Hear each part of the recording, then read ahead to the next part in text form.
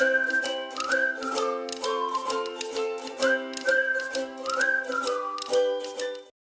And welcome students. इस video में हम लोग पढ़ेंगे NCERT class 9th science chapter 3 atoms and molecules के बारे में। Ancient Indian and Greek philosophers have always wondered about the unknown and unforeseen forms of matter. यानी कि ancient Indians and Greek philosophers जो थे वो हमेशा से ही मैटर के अननोन एस्पेक्ट्स को पढ़ने के बारे में सोच रहे थे। और the idea of divisibility of matter was considered long back in India around 500 BC। यानी कि ये जो मैटर है वो डिविजिबल है इस चीज़ के बारे में वो 500 BC से पहले उस टाइम पे इस चीज़ के बारे में सोचा गया था। तो एक इंडियन फिलोसोफर थे महर्षि कन्नड़, उन्होंने बोला कि जो मैटर है यानी कि जो पदार्थ है वो उसको पदार्थ बोलते थे। तो जो मैटर्स हैं वो अगर हम लोग उसको कंटिन्यूसली डिवाइड करते जाएं तो वो स्मॉलर एंड स्मॉलर पार्टिकल्स में डिवाइड होते जाता है और अल्टीमेटली एक ऐसा स्टेज वो रीच करता है जहाँ पे हम लोग उसको और ज़्यादा डिवाइड नहीं कर सकते। अब वो स्मॉलेस्ट पार्टिकल में आ चुका है एंड ये फर्दर डिविजिबल नहीं है। इस पार्टिकल को वो नेम दिए परमाणु। यहाँ दिया है, ठीक है। इस पार्टिकल को वो नेम दिए परमाणु। एक दूसरे इंडियन फिलोसोफर हैं पकुड़ा कत्यायामा, उन्होंने इस चीज़ को और ज़्यादा इलेबोरेट किया एंड बोला कि these particles normally exist in a combined form which gives us various forms of matter. यानी कि ये जो अनडिविजिबल पार्टिकल हैं यानी कि ये जो परमाणु हैं वो हमेशा कंबाइंड फॉर्म में रहते हैं एंड इनके कॉम्बिनेशन से ही हम लोग को वेरियस फॉर्म्स ऑफ मैटर्स देखने के लिए मिलते हैं। अराउंड द सेम एरा दूसरे ग्रीक फिलोसोफर हैं डेमोक्रिटस और ल्यूकिपस, उन्होंने सजेस्ट किया कि जब हम लोग इस मैटर को डिवाइड करते जाएंगे कंटिन्यूसली तो वो जो स्टेज ऑब्टेन हो रहा है जहाँ पे वो फर्दर डिवाइड नहीं हो पा रहा है उसी चीज़ के बारे में, जैसा कि इससे पहले महर्षि कन्नड़ ने बोला था। तो Democritus called this indivisible particles atoms. उन्होंने इसको क्या बोला, एटम। जैसे यहाँ पे उसको परमाणु बोल रहे थे तो सेम उसी चीज़ को इन्होंने बोला एटम, जिसका मतलब होता है इनडिविजिबल। क्योंकि ये ग्रीक फिलोसोफर्स थे इसलिए उन्होंने ग्रीक वर्ड यहाँ पे उसको दिया। Now all these ways based on philosophical considerations and not much experimental work to validate these ideas could be done till the 18th century। यानी कि अभी तक ये सारा जो भी कुछ कॉन्सेप्ट आया है वो सारा कुछ फिलोसॉफिकल कंसिडरेशन है, इसमें कहीं पे भी कोई भी एक्सपेरिमेंटल वर्क जो है वो कैरी नहीं किया गया था till 18th century. Now by the end of 18th century scientists recognized the difference between elements and compounds and naturally became interested in finding out how and why elements combine and what happens when they combine। तो 18th century के and तक scientist को elements and compounds के बीच का जो difference है उसको समझ में आ गया था एंड उसके बाद वो लोग काफ़ी ज़्यादा इंटरेस्टेड थे इस चीज़ को स्टडी करने के लिए कि आखिरकार एलिमेंट्स जो हैं वो कंबाइन क्यों होते हैं और कंबाइन कैसे होते हैं। तो नेक्स्ट अब यहाँ पे फिर एक केमिकल साइंटिस्ट हैं एंटोनी एल लेवॉइसर। उन्होंने फाउंडेशन स्टोन रखा केमिकल साइंस का जहाँ पे वो इस्टेब्लिश करते हैं 2 important laws of chemical combination. Lavoisier का बहुत ही ज़्यादा नेम है केमिकल साइंस में आज तक। तो उन्होंने 2 इम्पॉर्टेंट लॉज दिए थे जिसको लॉस ऑफ केमिकल कॉम्बिनेशन बोलते हैं। तो ये जो दोनों लॉ है उसको वन बाई वन हम लोग अभी यहाँ पे पढ़ेंगे। लॉ ऑफ केमिकल कॉम्बिनेशन का फर्स्ट लॉ है law of conservation of mass. Now is there a change in mass when a chemical change takes place. यानी कि जब भी कोई एक केमिकल चेंज होता है तो क्या उस वक्त उसके मास में कोई चेंज आता है। इसी चीज़ को एक्सप्लेन करने के लिए एक्टिविटी 3.1 दिया हुआ है। यहाँ पे आपको 2 सेट ऑफ एलिमेंट्स लेने हैं, केमिकल्स लेने हैं एक्स और वाई। जैसे फर्स्ट सेट में कॉपर सल्फेट को एक्स के फॉर्म में और सोडियम कार्बोनेट को वाई के फॉर्म में यहाँ पे दिया है। तो ये वाला सेट हम लोग ले सकते हैं, या फिर सेकेंड सेट है बेरियम क्लोराइड और सोडियम सल्फेट का तो ये ले सकते हैं, या फिर थर्ड सेट है लेड नाइट्रेट और सोडियम क्लोराइड का तो ये ले सकते हैं। तीनों में से कोई भी एक सेट ऑफ केमिकल हम लोग को यूज़ करना है। Now prepare separately 5% solution of any one pair of substance listed under X and Y each 10 ml in water। तो 10 ml वाटर में हम लोग को 5% X या Y को लेकर के सॉल्यूशन प्रिपेयर करना है। तो यहाँ पे 3 सेट दिए हैं उसमें से कोई भी एक सेट हम लोग को यूज़ करना है। इसके बाद इस सॉल्यूशन का थोड़ा सा अमाउंट, जैसे सॉल्यूशन वाई का थोड़ा सा अमाउंट हम लोग को कॉनिकल फ्लास्क में लेना है और सॉल्यूशन एक्स का थोड़ा सा अमाउंट हम लोग को इग्निशन ट्यूब में लेना है। इग्निशन ट्यूब एक ऐसा ट्यूब होता है जो बहुत ही पतला सा छोटा सा ग्लास का ट्यूब होता है। नाउ इग्निशन ट्यूब को हम लोग को हैंग कर देना है फ्लास्क के अंदर केयरफुली, इस चीज़ का ध्यान रखते हुए कि उस फ्लास्क में जो हम लोग दूसरा सॉल्यूशन दिए हैं वो मिक्स ना हो। जैसे यहाँ पे सेटअप दिया है इससे समझ सकते हैं, ये कॉनिकल फ्लास्क है, इस फ्लास्क में हम लोग सॉल्यूशन वाई लिए हैं, यहाँ जो भी सॉल्यूशन फील्ड है वो सॉल्यूशन वाई है। उसके बाद ये इग्निशन ट्यूब है, इसमें हम लोग सॉल्यूशन एक्स लिए हैं। और देखो यहाँ इसको हैंग कर दिए हैं, अच्छे से हैंग करना है ताकि ये दोनों सॉल्यूशन जो है वो मिक्स मत हो आपस में। अब इसके बाद क्या करना है, way the flask with its content carefully. अब हम लोग क्या करना है, उस फ्लास्क को वे करना है, कितना वजन है उसका वो नोट करना है।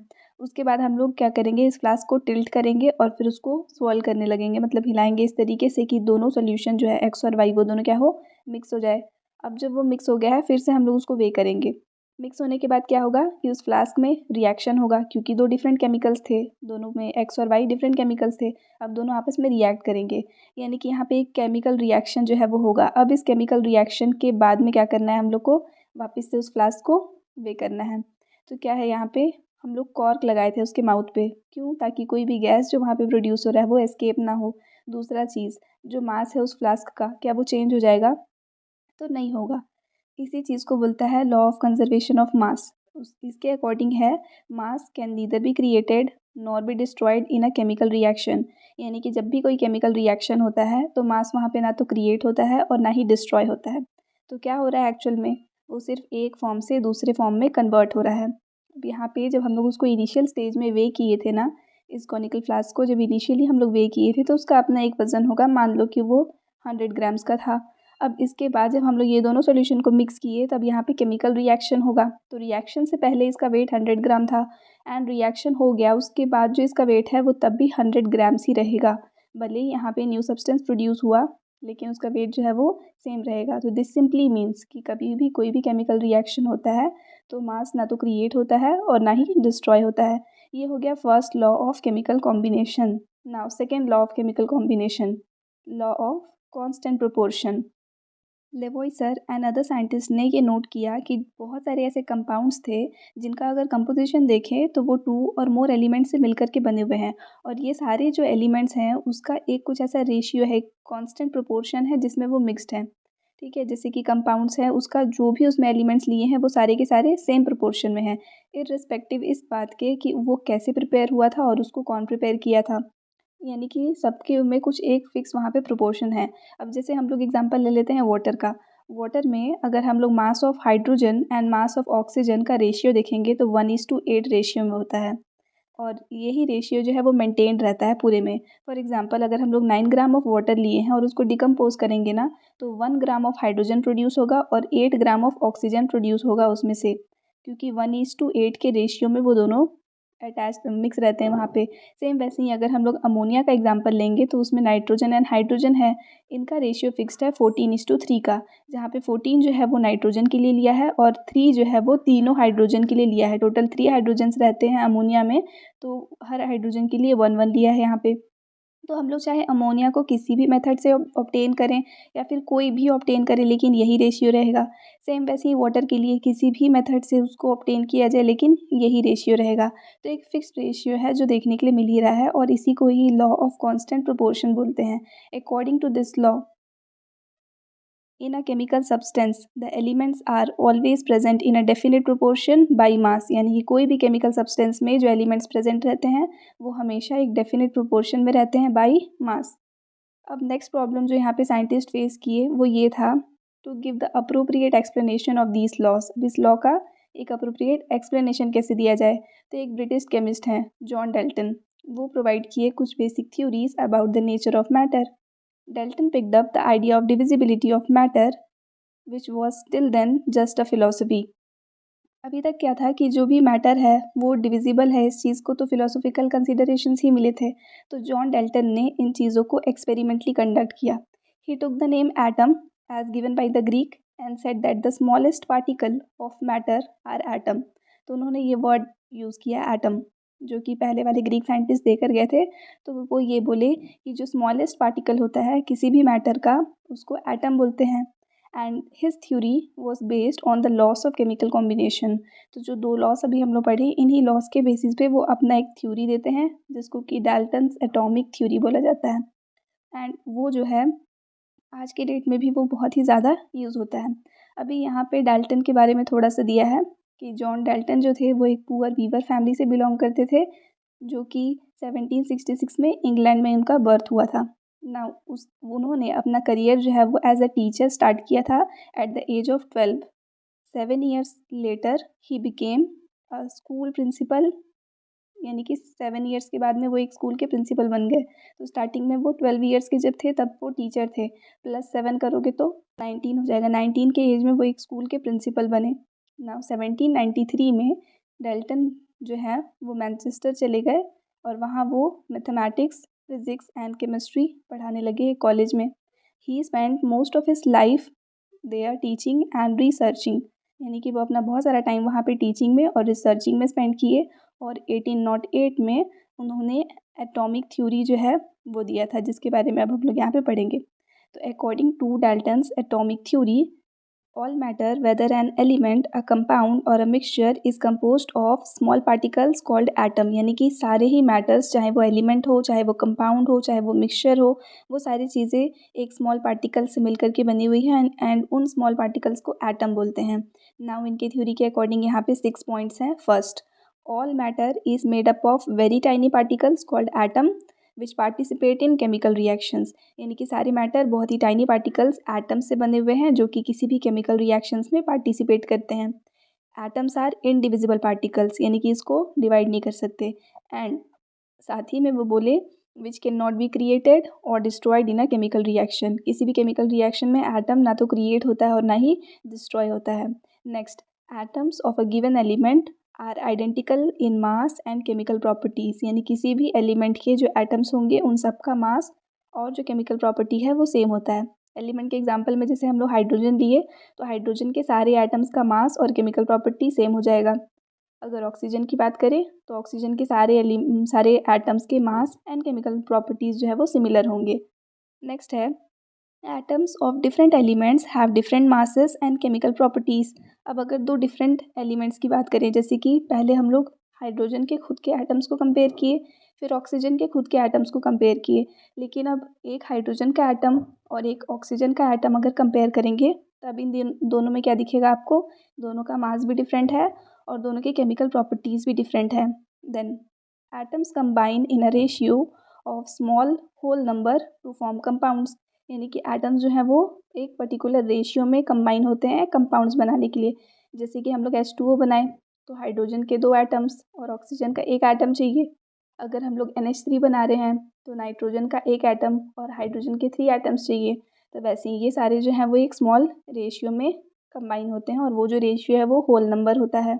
Next, the relative number and kinds of atom are constant in a given compound. यानी किसी भी कंपाउंड में जो रिलेटिव नंबर ऑफ एटम्स होगा और टाइप ऑफ एटम होगा वो कांस्टेंट रहता है।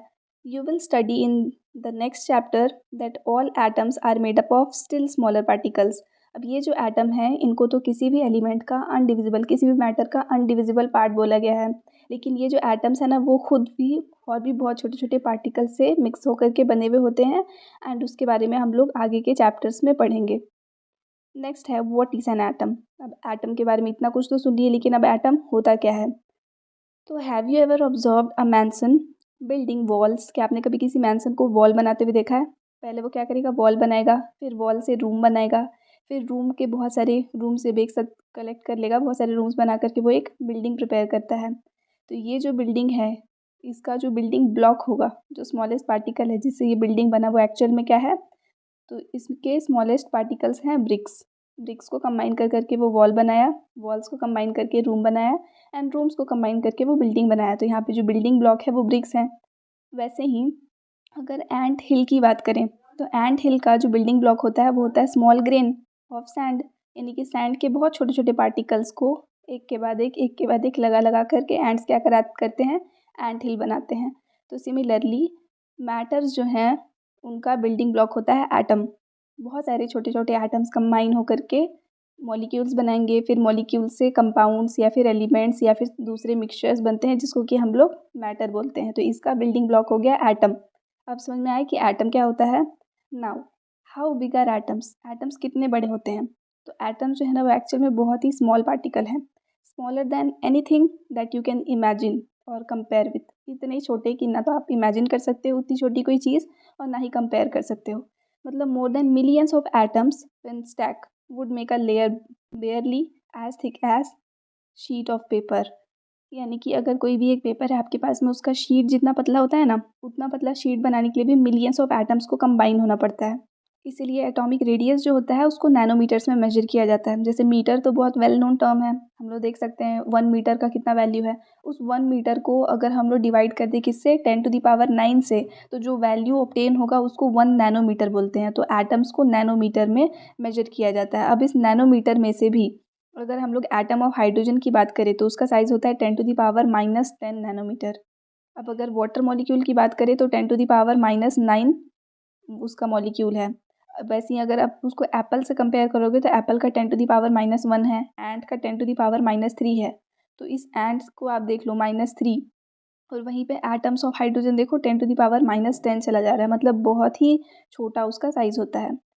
अब नेक्स्ट है यहाँ पे दिया हुआ है, you might think that if atoms are so insignificant in size why should we care about them. यानी कि अगर कोई चीज़ इतना छोटा है, इतना ज़्यादा छोटा है, तो फिर उसके ऊपर इतना ज़्यादा सिग्निफिकेंस क्यों दिया जा रहा है, इतना इंपॉर्टेंस उसको क्यों दे रहे हैं। तो इसका वजह ये है क्योंकि ये जो पूरा का पूरा वर्ल्ड है वो सब एटम्स से मिलकर के ही बना हुआ है। अगर एटम्स नहीं होगा तो फिर वर्ल्ड में कोई भी चीज़, कोई एक सिंगल चीज़ भी जो है वो एग्जिस्ट नहीं कर सकता है। You may not be able to see them but they are there and constantly affecting whatever we do.